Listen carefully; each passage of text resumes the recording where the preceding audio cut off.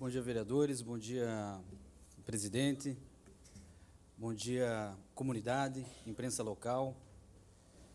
Quero cumprimentar o Jair, cumprimentar todos os taxistas aqui presentes e trazer uma fala bastante prudente que vem ao encontro dos anseios da população, que me chamou a atenção hoje, às 6h30 da manhã, vendo o programa de televisão da RPC, em rede estadual, aonde trouxe a delação, cópias dos trechos de delação em relação ao ex-governador do estado do Paraná, onde mais de 20 milhões de reais foram desviados dos cofres públicos, escolas que são nos alicerces, e foram desviados para a finalidade de Caixa 2 de campanha política. Essa é a denúncia. Fiquei triste, e também sabendo de outras operações, como a Publicanos, de qual 50 milhões de reais, aproximadamente, foram desviados dos cofres da Receita Estadual, através de propinas, para financiamento de campanha de governadores e deputados. Pedágios que nós, motoristas, temos que pagar, onde somos impedidos do nosso direito de ir e vir, pois se não pagarmos esse pedágio de Santa Terezinha de Itapu, nós não saímos de Foz do Iguaçu. Temos uma democracia, uma Constituição que vem sendo lesada todos os dias, mas nós temos que ir à luta, brigar e lutar por aquilo que é nosso de direito. Não podemos esquecer da nossa história. Não podemos esquecer que nós somos o último país do mundo a abolir a escravidão.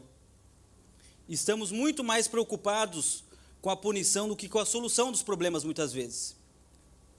E temos uma síndrome muito grave, que se chama síndrome do vira-lata, que tudo que nós temos é pior do que o dos outros.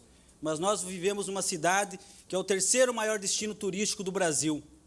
Nós vivemos numa cidade que tem a maior geração de energia elétrica do mundo. Temos uma terra abençoada, um povo acolhedor e 81 etnias. Nós temos que trazer soluções. Não precisamos ficar reclamando todos os dias, mas sim apontar soluções para os problemas que estamos enfrentando. A gente vive ouvindo falar em crise. E cada um dos senhores que aqui estão, quando nasceram, falavam em crise. Quando eram jovens, falavam em crise. Hoje falam em crise. E quando os filhos de vocês forem adultos, tiverem netos, vão continuar falando em crise.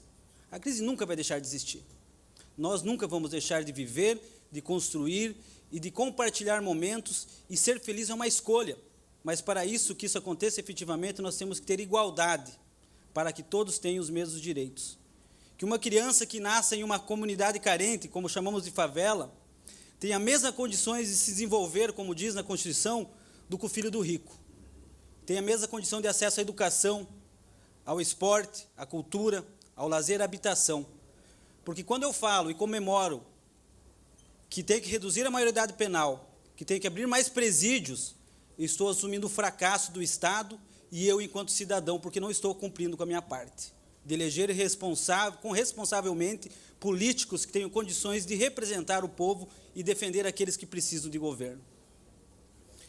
Também trago aqui alguns índices. O Brasil é primeiro colocado no mundo, segundo dados da Organização Mundial de Saúde, em ansiedade.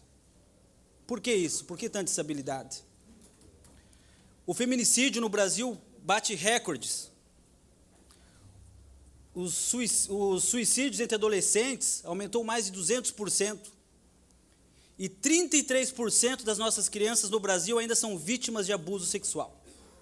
Isso quer dizer que de cada 10, 3 crianças e adolescentes são vítimas de abuso sexual, seja homem ou seja mulher. Nós estamos vivendo momentos de abandono, mas também de esperança. Porque nunca na história, por mais que possamos reclamar, achar que não está bom, mas nós nunca vimos políticos, ex-presidentes, governadores, senadores e deputados serem presos como nós estamos vendo nos dias de hoje. De repente ainda não seja ideal, mas estamos vendo a independência dos poderes, onde o Ministério Público e o Poder Judiciário se mostram fortes e independentes de manipulações políticas. Nós temos que melhorar, sim, mas temos apenas 33 anos de democracia. Tivemos quantos presidentes eleitos, efetivamente? Tirando Sarney, que foi aquela situação que quase podemos dizer que se discute ainda se foi um golpe ou não, com a morte de Tancredo Neves. Tivemos Collor de Mello, Fernando Henrique Cardoso, Luiz Inácio Lula da Silva e Dilma Rousseff. E hoje, exercendo o mandato, Michel Temer, que se apossou de uma mala de R$500 mil que era destinado para ele, com cópias, quando a Polícia Federal colocou aquele dinheiro naquela mala, mandou seu emissário, pegou e ainda tirou o dinheiro da mala, um réu confesso, com provas contundentes, que teve seu mandato preservado por deputados que se venderam por emendas parlamentares para se fazerem de bonzinhos, como foi feito aqui o caso da 469, que depois ele vendeu mais do que podia entregar e teve que retirar do orçamento. Estão nos usando mais uma vez como moeda de troca para angariar votos e não representar efetivamente a população de Foz do Iguaçu. Mas nós estamos lutando, não vamos nos cansar. Nós sabemos muito bem os desafios que nós temos para Foz do Iguaçu, para a geração de emprego, para desonerar o transporte público. Inclusive, ontem, os sindicatos dos taxistas, com os representantes do transporte, estiveram na Itaipu Binacional discutindo a implantação do biogás para os táxis, para reduzir o custo, desonerar e assim baratear o custo do transporte, tornando competitivo com os demais métodos que estão vindo aí a serem utilizados. Isso é pensar grande, pensar em alternativas, pensar em como fazer para a Ferroeste, lá de Cascavel, chegar até Foz do Iguaçu, pensar em como trazer mais turismo para a cidade, e como nós vimos recentemente, uma grande obra que vai acontecer e vai gerar desenvolvimento, que é a Beira Parque, que vai ligar de Foz do Iguaçu a Cascavel, através de uma ciclovia, que também vai gerar turismo para a cidade. Pensar em leis como a do turismo, como a em Balneário Camboriú, Gramado, onde os ônibus de turismo têm que chegar, vão para o hotel, deixam seus passageiros e estacionam o ônibus, favorecendo o transporte local onde todos possam trabalhar.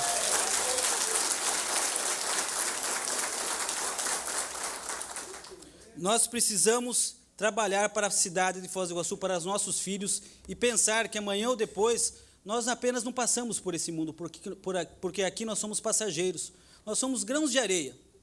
Ninguém vai lembrar de nós amanhã, daqui 100, 200 ou 300 anos. Mas aquilo que nós deixarmos para os nossos netos, nossos filhos, isso se perpetuará na história. Aquilo que eu fiz de bem, aquilo que eu lutei. E isso nós vamos fazer todos os dias, lutar e brigar por aqueles que precisam de governo, porque aqui nós estamos para servir a população. Nós não somos patrão e ninguém tem que pedir favor. Aqui nós estamos para trabalhar, porque nós fomos eleitos para representar a população.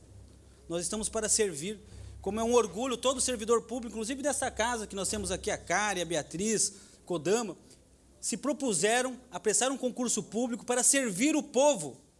Isso é um orgulho, isso é uma honra. E ser vereador de uma cidade como essa, com certeza, também é uma honra.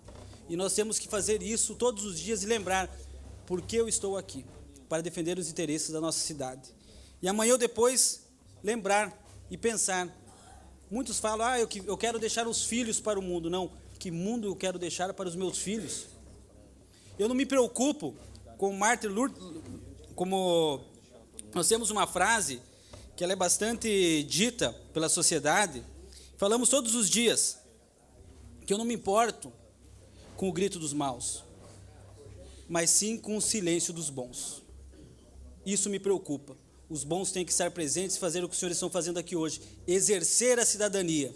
Porque aquele que fala, vou votar branco, vou votar nulo, depois não tem o direito de cobrar da sociedade. Muito obrigado, um bom dia a todos, obrigado, presidente.